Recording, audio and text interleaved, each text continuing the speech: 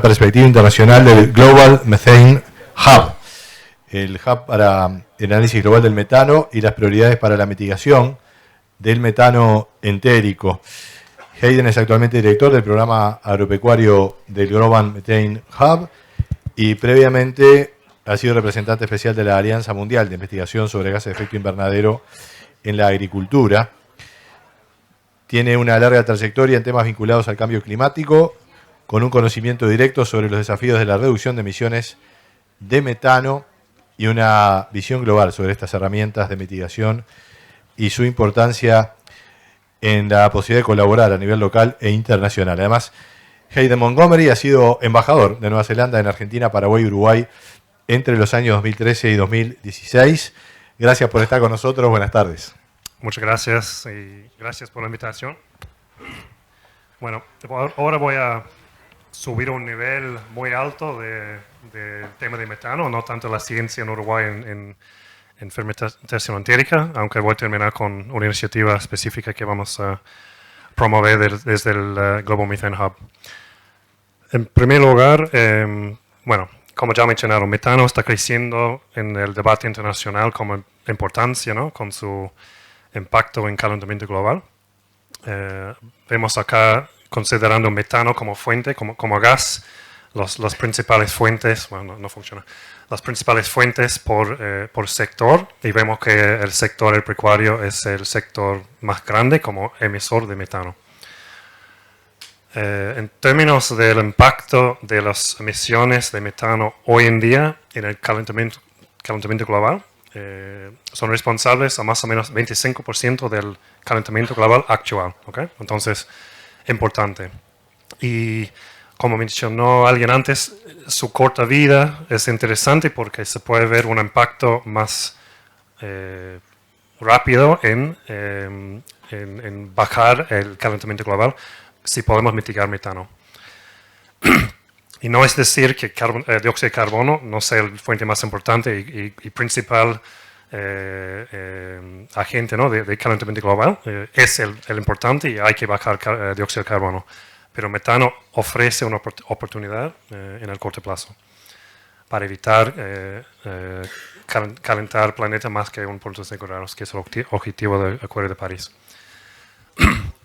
Lo que hemos visto también durante los años es las necesidades, de mitigación de metano han sido aumentando en los distintos reportes internacionales. En el reporte de 1.5 grados del IPCC en 2019 mencionó una reducción necesaria de 35% para mantener la posibilidad de lograr el objetivo de no crecer más que 1.5 grados. En el reporte más reciente de IPCC mencionó una bajada de 34% antes de 2030, no 2050. Así que estamos viendo la necesidad de hacer más investigación de metano durante los años. En este contexto, en el COP26 en Glasgow, lanzaron una iniciativa nueva promovida por Estados Unidos y la Unión Europea y firmaron en aquel momento 110 países más o menos, es el Global Methane Pledge. Y su objetivo era comprometerse a trabajar juntos en bajar metano un 30% antes de 2030, bajo los niveles de 2020. Y unos aspectos del Global Methane Pledge que son más relevantes al trabajo mío y agricultura es que en el caso de agricultura era buscar mitigación a través de la innovación tecnológica, también pensando en incentivos y partnerships con los productores. También se mencionó la necesidad de hacer las estimaciones de metano usando metodologías de nivel 2 o 3, que es su terminología de IPCC, pero básicamente es más preciso, más accurate, ¿no?, las estimaciones de metano, y que los países van a mantener y actualizar políticas públicas, reportes, etcétera, planes nacionales para la mitigación de metano. En el contexto del Global Methane Pledge, donde entra mi trabajo, unas fundaciones privadas de Estados Unidos, de Europa, se juntaron una cantidad de dinero interesante, en este momento 328 millones de dólares, para apoyar la implementación del Global Methane Pledge y para el establecimiento del Global Methane Hub, donde yo trabajo. Y así son las fundaciones nombradas que lanzaron el Global Methane Hub en el margen de la COP26. Y durante este año nombraron el CEO y bueno, el executive y yo como director del programa de agricultura. Estamos en el proceso de finalizar el plan estratégico del Hub para implementar proyectos y hacer inversiones con la plata que tenemos de las fundaciones. La idea, bueno, trabajamos en todos los sectores, energía, residuos y agricultura, que son los sectores responsables de casi 100% de metano antropogénico. Y como mencioné, apoyar la implementación del Global Methane Pledge y los compromisos de los países en el Pledge. Y es buscar la forma de invertir el dinero que tenemos en actividades que van a acelerar el progreso, catalizar otras inversiones y bueno, el objetivo principal es rapidez, ¿no? Ya que la necesidad de metano es hoy, de mitigación de metano es hoy, no es algo de largo plazo. Así que la idea es colaborar con gobiernos, sector privado, etcétera, para hacer el trabajo más rápido. Bueno, en agricultura específicamente, lo que mencionó el reciente reporte de IPCC sobre agricultura, unas cosas.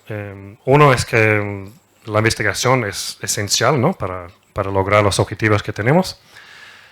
Hay unas tecnologías nuevas que tienen resultados interesantes, aunque todavía hay temas de costo, diversidad, complejidad de los sistemas agropecuarios. También, obviamente, la necesidad de alimentar el mundo, que tiene hoy como 8.000 millones de personas. Y dentro de esta creciente demanda, una creciente demanda de productos de ganadería, que también tiene un impacto más marcado en emisiones de metano. Algunas imágenes lindas, las fuentes principales de metano en agricultura. Como porcentaje vemos que la fermentación entérica al nivel global contribuye 70% de las emisiones de metano en el sector agropecuario y con cultivación de arroz, manejo de estiércol y quema de residuos y sabanas con un porcentaje menor. La diversidad y complejidad que mencioné se estiman, no se saben, pero bueno, se estiman que más o menos 570 millones de fincas, ¿no? Campos globalmente, así que son muchos productores y más o menos 85% son cosas llamadas smallholders, ¿no? Que tienen menos que 2 hectáreas, así que estamos hablando de muchos actores que tienen que cambiar sus prácticas, implementar tecnologías a nivel global para lograr mitigación de metano de escala necesaria, que no es algo fácil, obviamente. Si vemos, y no se ve bien, pero básicamente muestra las distintas regiones. El mensaje es: metano está emitido en todas las regiones. Las principales fuentes dependen de la cultura, los sistemas de producción de cada región. Arroz, obviamente, acá en América Latina hay arroz, pero principalmente estamos hablando de Asia. Y bueno, fermentación entérica más distribuido, con importantes contribuciones de América Latina, con Sudasia y otras regiones. El desafío que tenemos es, si vemos en cuáles son los países que emiten la mayoría del metano hoy, vemos que 80% de metano de agricultura está emitido por países en vías de desarrollo, los low and middle income countries, que tienen obviamente un objetivo de crecimiento económico a través del sector agropecuario. Y si vemos en el sector de cultivación de arroz, 95% de metano de arroz viene de los países en desarrollo. Así que pensando a nivel global es un desafío enorme, ¿no? Trabajar en estos países, en estos contextos y tratar de desvincular el crecimiento económico a través de desarrollo rural con el metano. Si vemos por país, los principales emisores de metano son las grandes superficies, obviamente, y las grandes poblaciones que tienen producción importante de ganadería o arroz, o los dos. India, con casi 15% de las emisiones de metano globales. Brasil, China, después tenemos Unión Europea, Estados Unidos, y Pakistán, Indonesia, Argentina, Australia, Filipinas, Myanmar. Bueno, de los 10 más grandes emisores, la mayoría son de los países en desarrollo. Así que, ¿dónde trabajar? ¿No? Si quiere tener un impacto hoy en mitigación de metano, ¿dónde trabajar y cómo? Ese es el desafío que tenemos en el Hub para informar el plan estratégico que tenemos y usar bien los recursos que tenemos. Ups.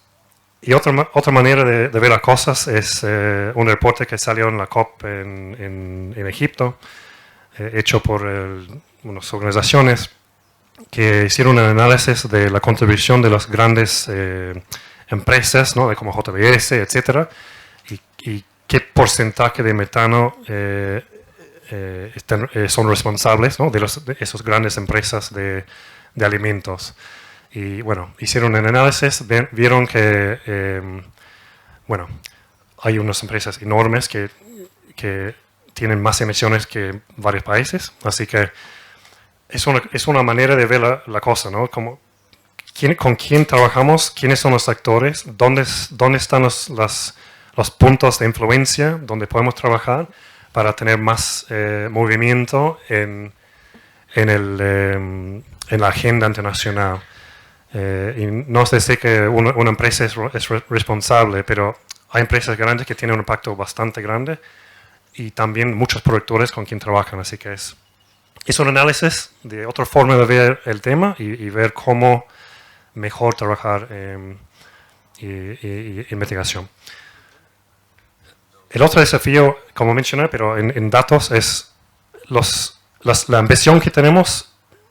Según el reporte de la IPCC de 1.5 grados, era mitigar en el sector agropecuario específicamente entre 24 y 47% bajos niveles de 2010 en 2050, ¿no? de metano.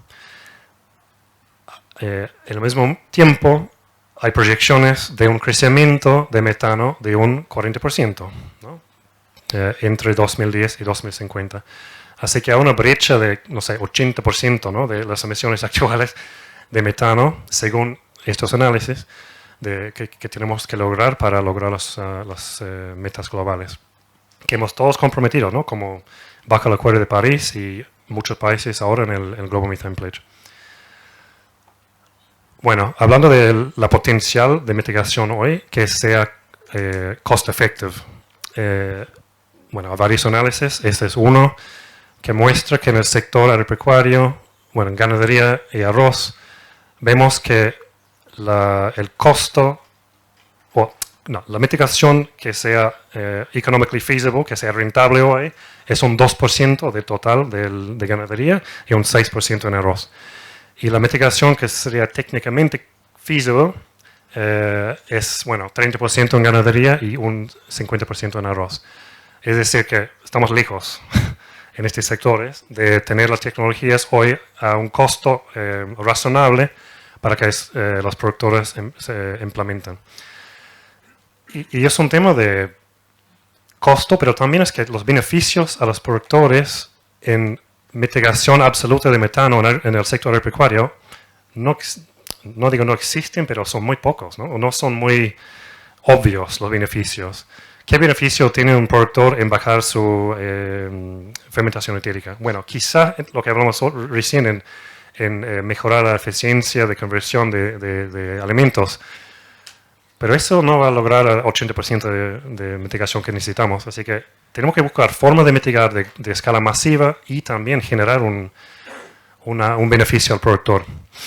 Y también el tema de una tecnología que trabaja en un lugar no necesariamente va a trabajar igual en el otro lugar, ¿no? Siempre tiene que adaptarse a la situación, el contexto local del campo. No es plug and play como en los sectores industriales donde hay tecnologías que funcionan igual en cualquier parte del mundo. Así que es un trabajo grande. Y otro análisis que nosotros como el Hub financiamos y salió el reporte en julio de este año, era ver de todo el financiamiento climático, ¿dónde va? ¿A dónde va? ¿Y qué porcentaje va al metano? Y bueno, vemos que el porcentaje a metano es nada, básicamente.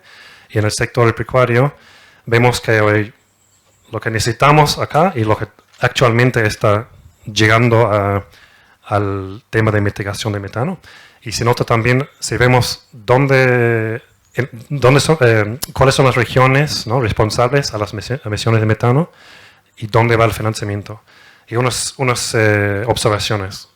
Por ejemplo, la región América Latina-Caribe es responsable a 20% del metano y solo llega a 4% de financiamiento climático. Así que hay que trabajar en eso también, que el financiamiento llega a donde necesita. Así que en el Hub, para como resumen de lo que estamos pensando como parte del plan, es invertir en investigación fundamental y aplicada, que voy a mencionar algo específico ahora.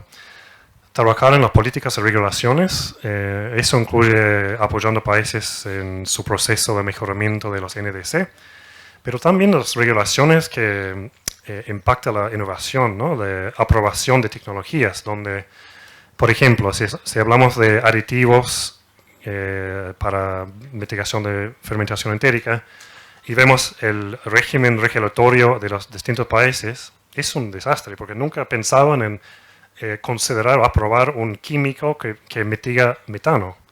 Todas las regulaciones eran para ¿cómo se llama? Animal compounds, veterinary medicines, ¿no?, cosas que mejoran la productividad del animal, la salud del animal, etcétera, etcétera. Estos productos en el mercado ahora no afectan la salud ni la productividad, así que ¿cómo consideramos estos productos bajo las regulaciones que tenemos hoy en los países? Así que hay que trabajar en eso también. Y el tema de MRV, que es Measuring, Reporting, Verification, o transparencia de emisiones, vamos a trabajar en eso, apoyando el desarrollo de los factores de emisiones locales en los países y también herramientas como satélites, ¿no?, que si podemos usar satélites para monitorear metano a la escala masiva y atribuir al metano al fuente, que es el desafío, ¿no? Se puede observar metano en el atmósfera, la concentración, pero convertir eso en una emisión que viene de arroz o ganado, ese es el desafío, pero vamos a invertir en eso. Bueno, validación, piloting de soluciones, escalamiento de financiamiento, por ejemplo, trabajando con el Fondo Verde del Clima, otras fuentes que existen, pero no están llegando al tema de metano y no en las regiones o países donde necesitan. Trabajando con el sector privado y el reporte que mencioné con los JBS y otras empresas es como pensar que ellos juegan un papel más importante en generar soluciones, ¿no? Obviamente es un negocio, la comercialización de carne, pero son grandes y son varios y se pueden trabajar de forma precompetitiva y generar soluciones ellos, eso sería una contribución bastante importante. Y generar capacidades y capacidad en los países en desarrollo donde la mayoría de las emisiones de metano se generan. Bueno, para terminar, una iniciativa que de cierta forma lanzamos en la COP en Egipto, aunque no era lanzado, sino como dar visibilidad de lo que estamos haciendo, es enfocarnos en el principal fuente de metano, que es de fermentación entérica, y el reconocimiento que hay mucho para hacer y poca inversión a nivel global. Entonces, la situación es que 33% de las emisiones antropogénicas viene de un solo fuente, que es, ¿no?, conversión de forraje o alimentos a metano en los rumiantes. Hay mucho en mejorar la productividad, salud animal, buenas prácticas, algunas empresas con su plan de agricultura regenerativa, bla, bla, bla, agroecología. Bueno, es muy interesante y muy necesario, pero no logra ni remotamente el objetivo que tenemos de mitigación de metano. No afecta la fermentación entérica en términos absolutos. Sí mejora la eficiencia, pero con eso no llegamos. Entonces, necesitamos soluciones que sean costo efectivos, que baja el metano en forma absoluta. Hay desarrollos en la tecnología, hay aditivos que están por comercializarse. Está aprobado uno acá en Uruguay, que es el Bovaer, ¿no? de DSM, en el sector lechero, no en bovino, sí, bovino. Así que hay como razones de pensar que podemos lograr algo con mejor inversión, pero hay que invertir y hay que pensar en un plan global de investigación que sea relevante a todos los países con ganadería, ¿no? Que no solo corral con aditivos, sino también el pastoreo que mencionamos antes. Entonces, la visión del acelerador que estamos promoviendo es un plan de investigación en aditivos, en selección animal y también en caracterización y investigación fundamental del rumen, porque no sabemos suficiente hoy de cómo funciona y la interacción entre los organismos, microorganismos en el rumen. Es un plan público, entonces los resultados sean disponibles, ¿no?, al público, no es algo con capturing, patenting intellectual property, es algo para un bien público. La inversión que tenemos es generar una inversión total de $200 millones entre filantropía, que sea el hub que trabajo yo, más otras fundaciones, más sector privado y más gobiernos. Y hoy en día estamos en más o menos $70 millones de compromisos de fundaciones y algunos gobiernos. Así que la invitación a Uruguay está y voy a estar trabajando durante los próximos meses para convencer a los privados que también tienen que estar en la mesa ayudando con esto. Como parte del desarrollo del plan, hicimos una encuesta o una serie de entrevistas de la comunidad científica de distintos países que han trabajado en el tema de aditivos, para mencionar una línea de investigación, y las preocupaciones, las observaciones son algunos acá, ¿no? Que la falta de capacidad, de hecho, está empeorando la situación de capacidad global, justo en el momento cuando necesitamos más. Compartiendo datos es poco común.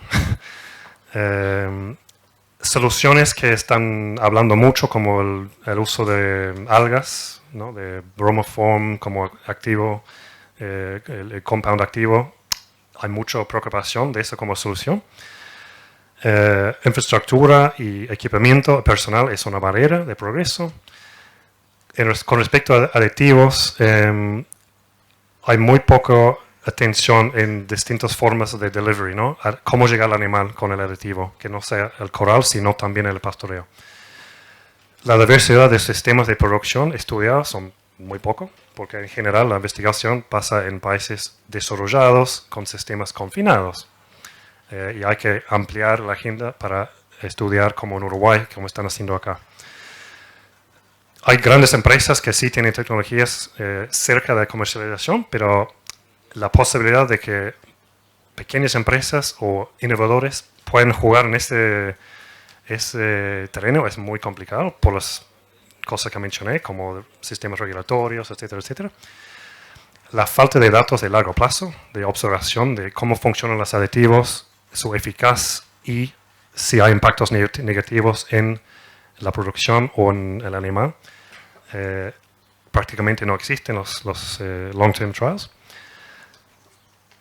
Creo que alguien preguntó si hay intervenciones que se pueden hacer en early life, ¿no?, como antes o poco después de weaning, y muy poca atención, pero algunos estudios que han mostrado algo interesante, aunque no repetido.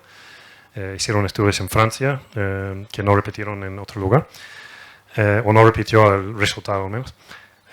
Y bueno, poco entendimiento del modo de acción de los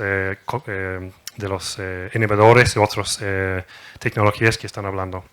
Y así que el plan es,